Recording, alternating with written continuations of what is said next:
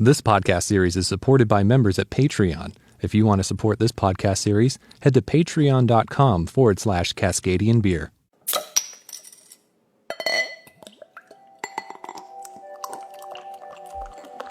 Some of us dream of being small business owners. Combining a smart business head with another's passion for homebrewing can be a great recipe for success.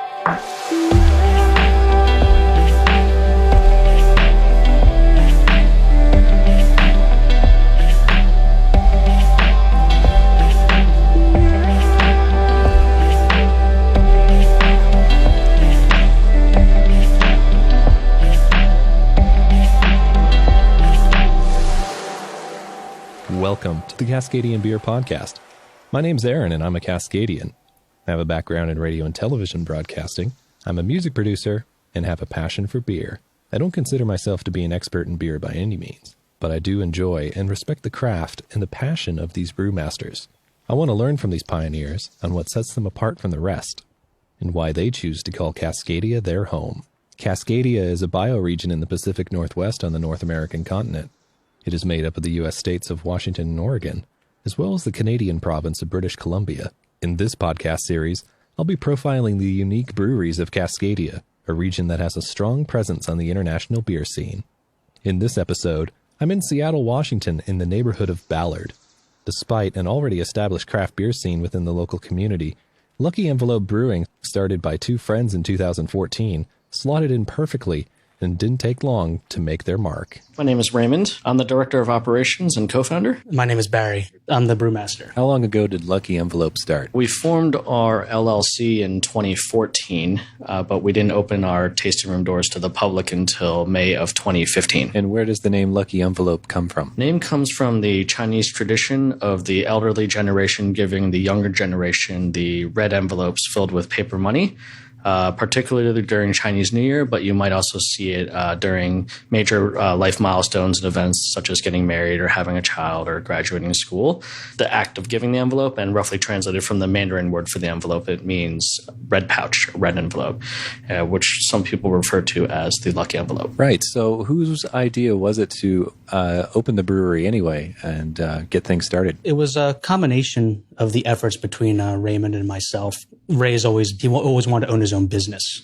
So when you get down to the nitty-gritty of operating a business, it doesn't really change from one business to another in a lot of respects. That was his passion, and mine was always brewing. I was a home brewer before I started. We started conversing when we were pitching business ideas, and we always kind of came back to a brew pub or a sports bar. And then we kind of scaled it back at some point to a brewery because we realized that we are not restaurateurs.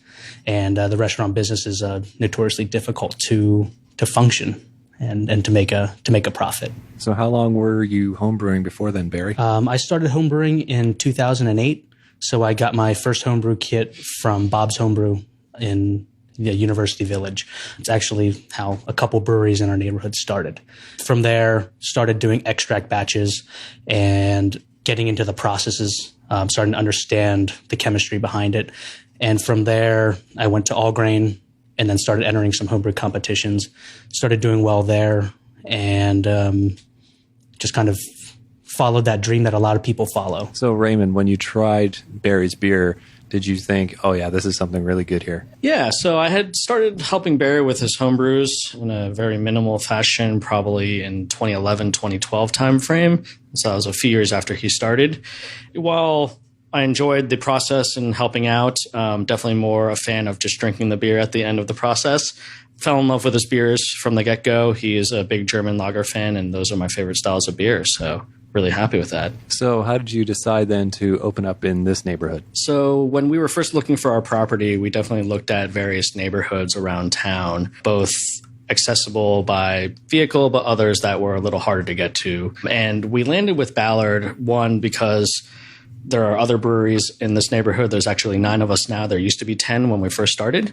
And it was essentially one of the destination points for craft beer drinkers. And we felt like being in a community and in a neighborhood with such a high density of breweries was a very positive thing. We're all friends with each other. We're all supportive of one another. And so this location seemed to be a really good fit with what we were going for with our brewery. And when you opened, how long did it take you to get some response from the community, and how long did it take you to get some regular customers? So I'll say that the response of the brewery was very positive. People definitely appreciated the fact that we had our lager right out of the gate, which a lot of people said was risky, but we had faith in the processes that we have, and it turned out really, really well. Ballard has there's a very dedicated group of beer consumers that wander the Ballard area on a very regular basis.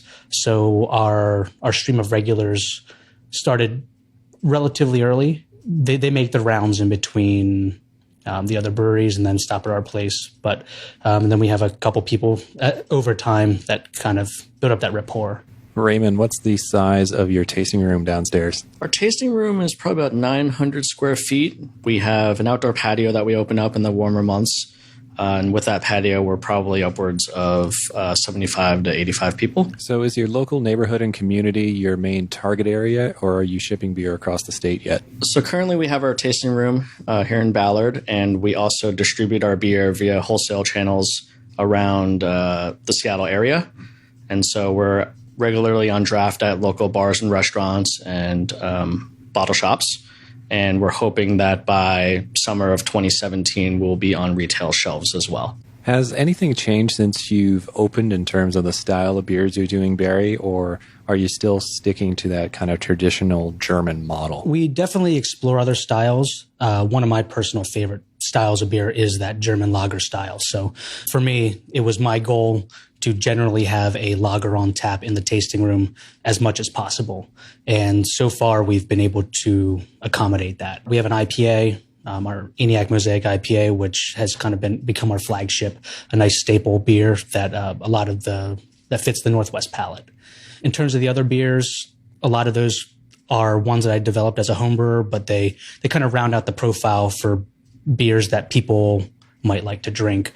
We generally have a darker beer. We have our red on tap now, which has been very well received. And what I will say is we do have a pilot system that we try to brew on very regularly, which is it's my old homebrewing system. So it's a 15-gallon system. That's a lot of the ways that Josh, our assistant brewer, and myself get to play around with beers. And then we can also use that as a vetting process in the tasting room, where if we think the beer is of good quality and it's something that we could produce on a higher level, we can release it in the tasting room, see how the feedback is, and then we can decide if we want to scale it up to a larger batch. I would say overall, my methodology for crafting beer hasn't really changed, where it's brew a lot of different beers or hone in those recipes. And the recipes that are successful, you want to hone in on, get them dialed in, and then you can scale it up and get it out for larger distribution. And what's the size of your main brew system? Our main system is a 15-barrel brew house. And how often are you brewing? Right now, we are brewing about once a week. But as we continue to grow, we see it increasing. We have 4 batches in the next 2 weeks that we need to brew. Raymond, are there any plans for expansion at the moment, or are you just kind of happy with the size as it is? No, we set out with a 15-barrel system, which is actually a larger system for a new brewery. The feedback we received when we were planning everything out was to go as large as we could afford. And so we took that feedback to heart, and we got the 15-barrel system. We have 3 15-barrel fermenters in the back of house that are operational. We just got a 60-barrel fermenter in that we're hooking up and hope to have operational in the next week or two. And we also have 15 wine barrels. We're starting up our barrel-aged program. So there are a lot of avenues we're moving towards right now in terms of expansion. So the barrel program's the new piece that we're adding in, and hopefully those beers will be ready to go in about 6 months. We have the 60-barrel fermenter that we just purchased and we hope to get operational, and that will be initially focused on mass-producing our Helles lager. And then in the future, we do plan on obviously adding more tanks as well as pushing this retail distribution, hopefully getting cans and bottles out to retail shelves by next year. Did you have any delays while you were getting set up? I mean, did you have any problems with the city or permitting or anything like that to delay you from opening up here in the first place? I think like every other construction project, we definitely had our hiccups here and there. Overall, the process was as expected. Not the smoothest process, but also not the worst process. And I think that working with the federal government and the state government in terms of our liquor licenses was, for the most part, as expected. And then working with the city of Seattle on all of our permits, there was a lot of back and forth, but everybody was very open about communication and explaining why we had to do things a certain way. And at the end of the day, we just had to do what they asked of us, and we executed. The build out took us about 9 months, which was a little longer than we had hoped. But part of that was just the holiday season and a lot of our vendors not being available to do a lot of the work. If somebody was wanting to go down this path, what would be some advice that you could give them? I think that, business planning for one is a good option. There's a lot of local resources that we had engaged, such as the SCORE from SBA.gov. They have a volunteer division of business mentors, and we leveraged a lot of those resources early on. After that, it was reaching out to local breweries and brewery owners who have gone through this process, and getting their feedback and input is highly beneficial as well.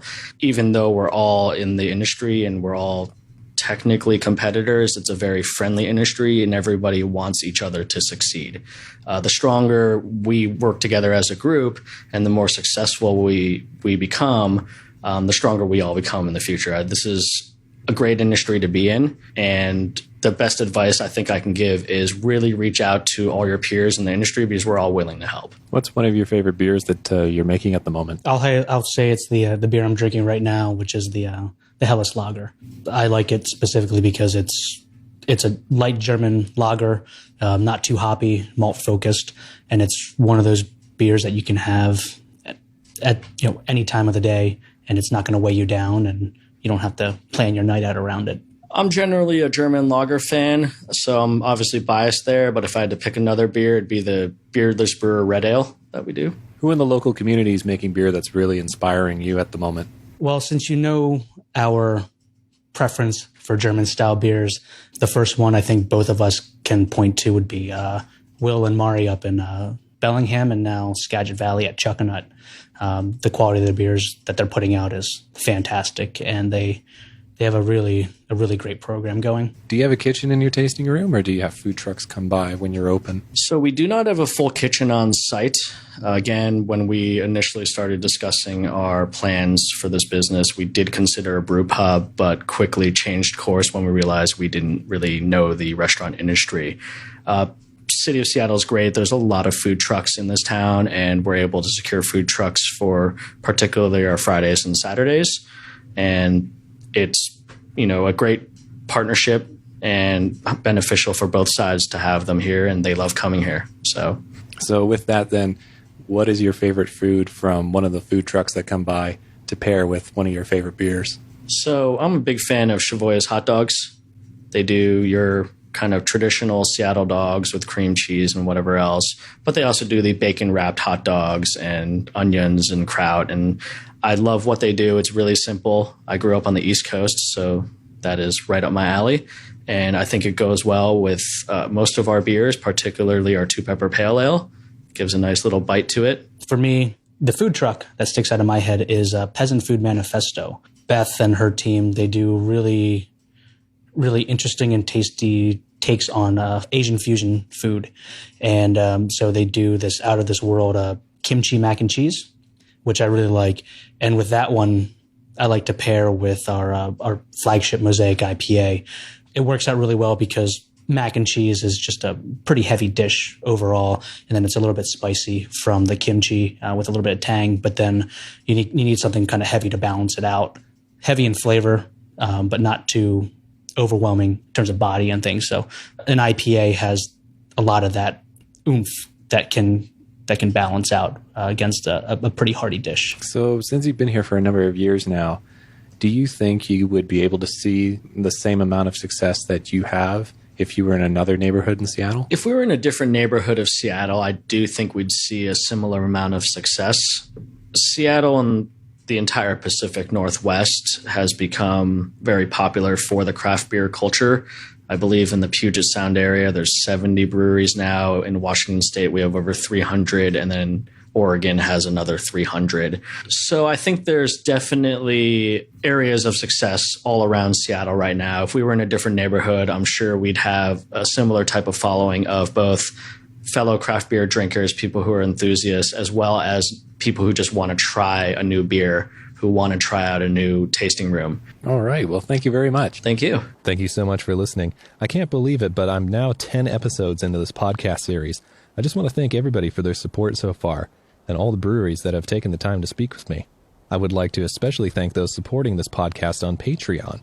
If you want to help support this independently produced podcast for as little as $1 an episode, head to patreon.com/Cascadian Beer.